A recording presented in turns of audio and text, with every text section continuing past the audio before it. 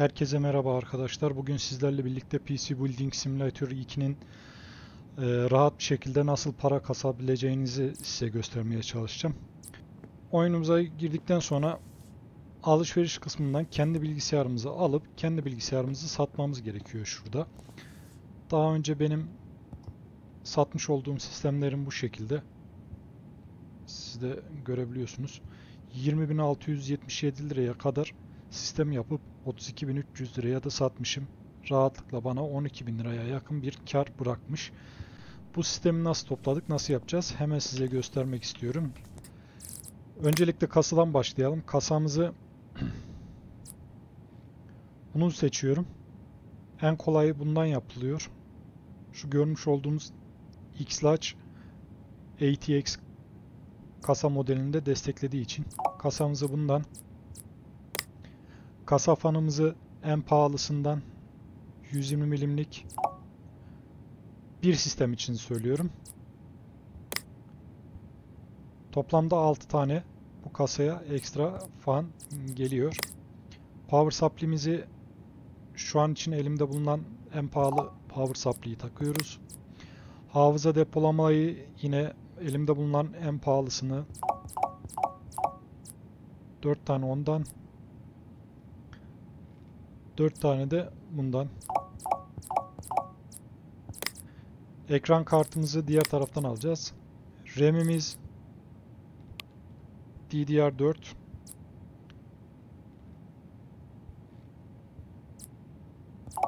Toplam 8 tane olacak bu.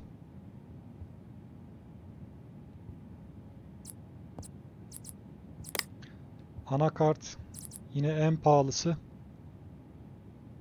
TRX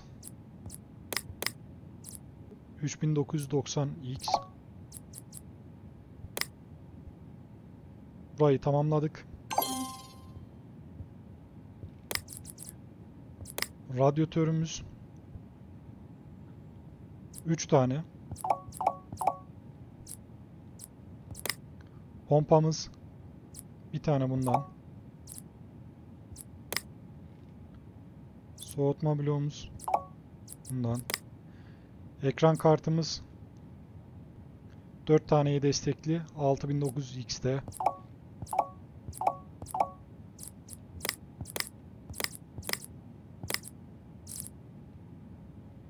İki tane bundan. 2 tane de bundan. Bunlar zaten dörtlü kit olarak satılıyor.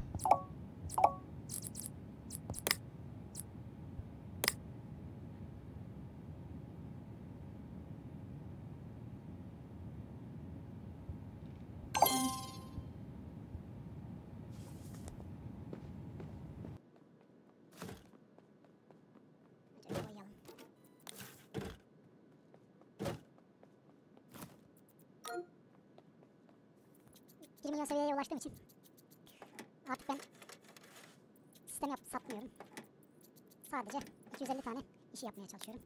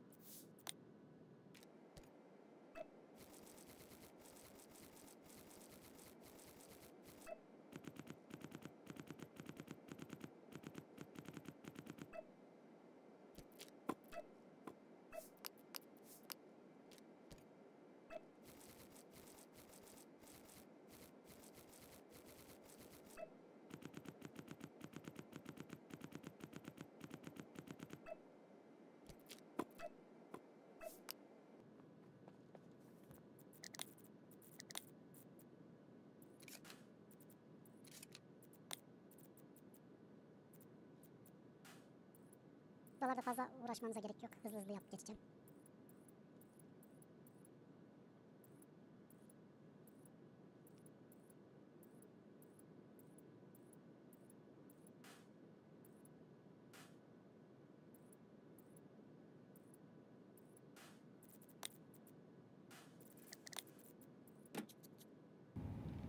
Gördüğünüz gibi 20.677'ye dayadık sistemimizi. Belki bir miktar daha pahalı sistem toplanabilir. Bu kasayı tercih etmemdeki sebep ise çok kolay bir şekilde toplanabiliyor olması. İşlemcimizi 1 puan arttırıyoruz. Bunu da 3 puan arttırıyoruz voltajımızı. Bu şekilde sistemimiz stabil olarak çalışabiliyor. Velhasıl kelam. 3D Mark'ta bir hata oluştu arkadaşlar. Oyun içerisindeki hatalardan da bahsedeceğim şimdi birazdan. Bilgisayar ismi Custom Keyner. Yeni kablolardan bunu vermiyor. Anlamadım niye vermiyorsa. Belki sıfırdan dizdiğimiz için vermiyordur. Mevcut bir sistemin kablolarını değiştirseydik verecekti. Şuraya da 32300 yazalım. %99 ihtimalle satılacak. Biz de şuradan çıkışımızı yapalım. Evet, satıldı ürünümüz. 50.000 liramız vardı. 64'e yükseldi. Siz de bu şekilde yaparak sisteminizi satabilir ve para kasabilirsiniz. Benim amacım 1 milyona ulaşmaktı. Şu an için 1 milyona ulaşmış durumdayım. Gelelim yorumlar kısmına. Yorumlar kısmını biraz dikkatli okuyunca sistemde yapılması gerekenlerini yapıyorsunuz ve tamamını alıyorsunuz. Oyun hatalarına gelelim şimdi arkadaşlar. Oyunlarda bazen şurada almış olduğunuz ürünlerden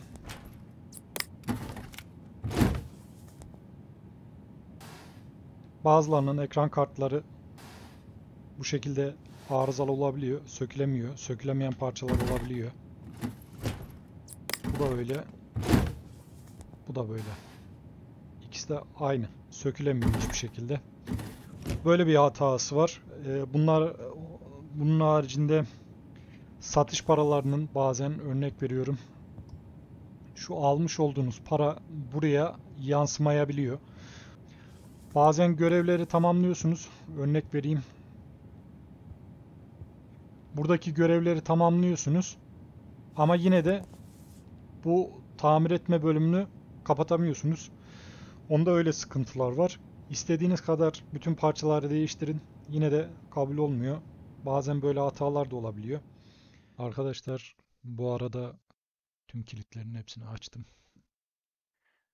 Bu oyunun da sonuna gelmiş bulunuyoruz. Bu konularda eksiğiniz varsa fikir danışarak yardımcı olabileceğime inanıyorum. Hepinize iyi oyunlar diliyorum.